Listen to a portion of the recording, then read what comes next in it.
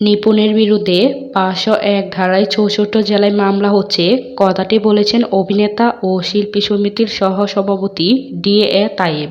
খবরটি নজরে এনেছেন চিত্রনায়িকা বর্ষা এবং এই বিষয়গুলো নিয়ে তিনি তার মন্তব্য জানিয়েছেন। ২৪ মে নিজের ভেরিফাইড ফেসবুক পেজে তিনি লিখেছেন, শিল্পী সমিতি শিল্পীদের জন্য কী কাজে লাগে তা আমি আজ পর্যন্ত বুঝতে পারলাম না।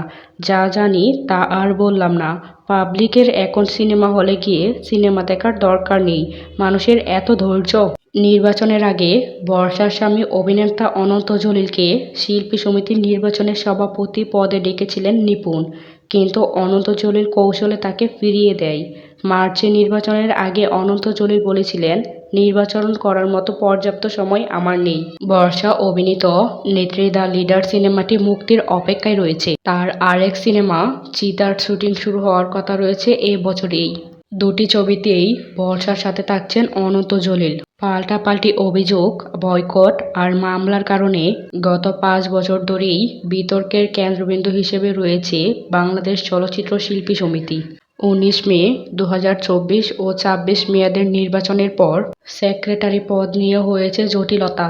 পরাজিত প্রার্থী নিপুণ আক্তার বিজয়ী প্রার্থী মনোয়ার হোসেন ডিপজলের বিরুদ্ধে রিট করে হাইকোর্ট থেকে সেক্রেটারি পদ স্থগিত করেছেন।